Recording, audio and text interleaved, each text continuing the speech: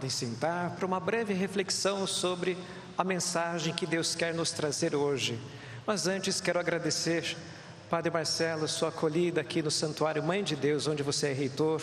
Agradeço a presença dos padres aqui, da Pastoral da Educação, Pastoral Universitária, Padre Oswaldo Gerolim, Frei Diego, Pastoral Diocesano, Padre Flaviano, o Padre Antônio, que é o reitor do seminário, já que estamos no mês vocacional e nos preparando para a feira vocacional na próxima semana. E agradeço também a presença daqueles que estão representando a dimensão da educação humana, o vereador Rodrigo Goulart, o deputado estadual Rogério Santos, e representando o secretário executivo da educação, a senhora Eunice Camargo, a diretoria regional da educação de Santo Amaro, a dona Carolina Nogueira, e a Patrícia Freire dos Santos, e a diretoria de ensino do Sul 3, a senhora Tereza.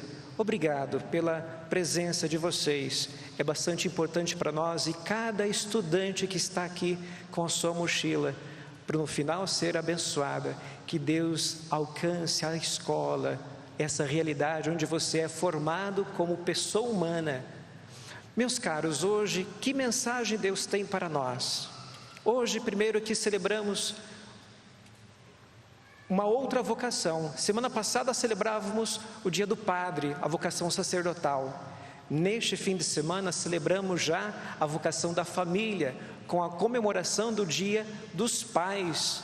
E também o início da semana de oração pela família, a Semana da Família.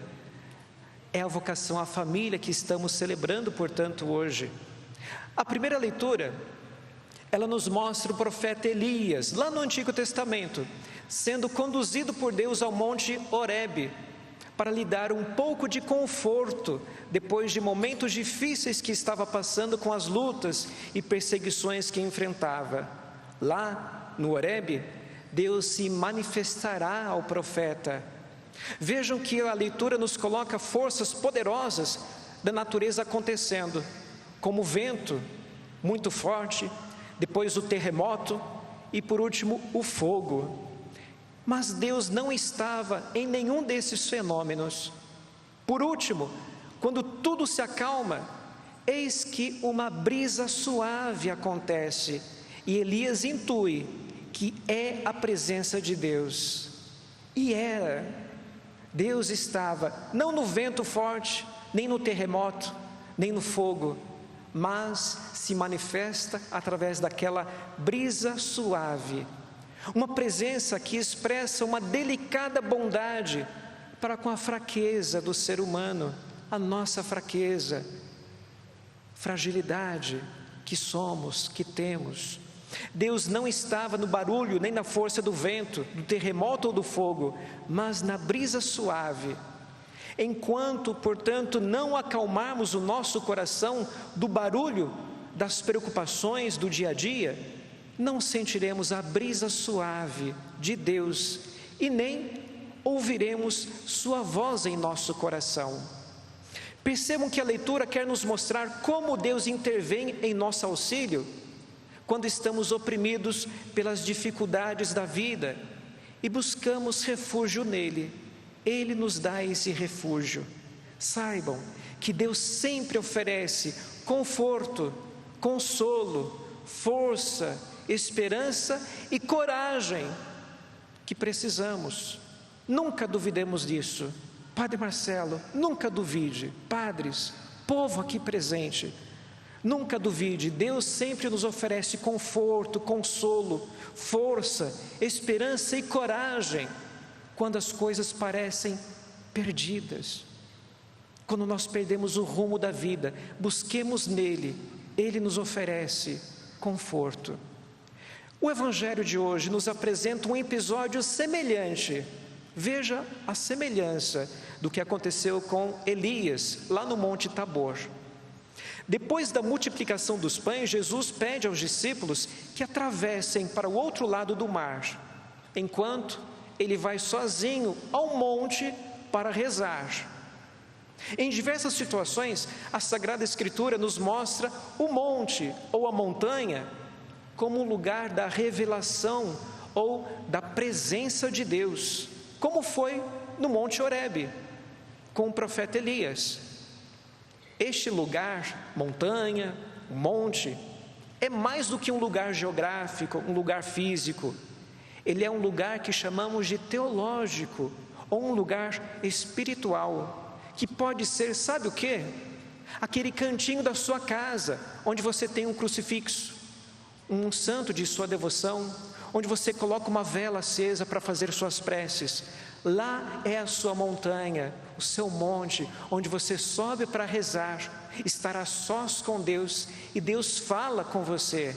Não duvide disso, busque mais esse cantinho da sua casa e perceba, acalmando o seu coração, a brisa suave da presença de Deus a sussurrar na sua alma, no seu coração, e lhe dando o caminho, o norte para você seguir. Lá é o seu lugar de encontro com Deus. Por diversas vezes na Bíblia, nós vemos Jesus subindo o monte ou a montanha para rezar sozinho. Isso nos mostra então quanto é importante essa atitude de orarmos a sós com Deus. Já de madrugada naquele dia, quando Jesus vai ao encontro da barca com os 12, essa barca está sendo açoitada pela violência das ondas e do vento contrário, e eles estão sem forças para remar.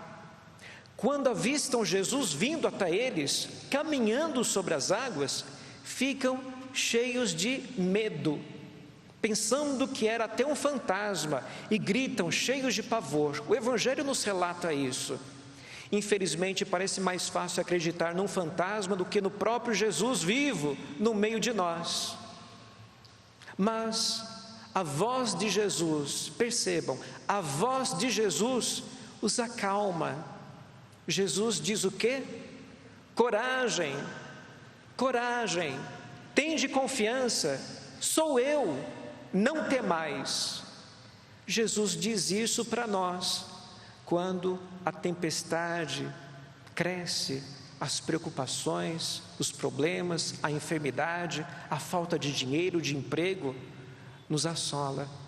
Quando vem tudo isso, Cristo diz para nós: coragem, tende confiança, sou eu, não temais. Percebam que assim como os discípulos, nós também ficamos muitas vezes apavorados diante das tempestades da vida, mas Jesus nos pede coragem. Pedro é o que demonstra mais coragem, pede a Jesus que ordene que ele vá ao seu encontro, caminhando também sobre as águas. Pedro é ousado, ele até acredita, ele tem fé e coragem, mas não o suficiente. Por quê? Depois de já estar andando sobre as águas, ele sente as ondas batendo em seu corpo e com medo começa a afundar e começa a gritar: Senhor, salva-me. Meus caros, estas atitudes de Pedro refletem a nós mesmos, que em nossa frágil humanidade demonstramos muitas vezes o contraste que ainda existe entre a fé que possuímos até fé, mas não o suficiente. Possuímos também o instinto do medo, que acaba nos paralisando. Falta-nos uma fé maior, falta-nos coragem. Isso demonstra que nossa fé é ainda suficiente se nós deixamos-nos afundar nas águas pelo medo. O medo, às vezes, é maior que nossa confiança em Deus. Mas nós temos um consolo, pois podemos superar isso, fazendo o quê? O que Pedro fez, ou seja, pedirmos, gritarmos socorro ao Senhor. Senhor, salva-me. Foi o que Pedro fez. Façam isso você também. Vamos gritar juntos com Pedro agora: Senhor, salva-me, todos. Senhor, salva-me. Quando as coisas estiverem muito ruins, não pense duas vezes em pedir socorro ao Senhor, em gritar: Senhor, salva-me. Percebam que Pedro só sentiu medo quando colocou mais atenção nas dificuldades. no vento que batia no seu corpo, nas ondas que também batiam, e tirou a sua atenção, o seu olhar de Jesus. Enquanto o seu olhar estava fixo em Jesus, ele andava sobre as águas.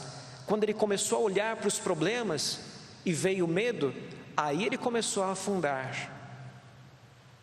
Tenham, portanto, o olhar fixo em Jesus e não tenham medo. Se porventura você se sentir que está afundando nas dificuldades da vida, não hesite em pedir socorro ao Senhor. Lembre-se que a fé de Pedro não foi perfeita, mas ela foi o suficiente para fazê-lo tomar a atitude de descer da barca e ir ao encontro do Senhor. Ele teve fé suficiente, não o bastante para continuar andando sobre as águas, mas o suficiente para, entre todos os outros discípulos, ser o único que teve a coragem, a ousadia de ir até Jesus. Se tivermos esta coragem de dar os primeiros passos, o Senhor sempre nos estenderá a mão para nos sustentar e não deixará que nada de mal aconteça conosco. Coragem, portanto. Amém? Louvado seja nosso Senhor Jesus Cristo. Professemos a nossa fé.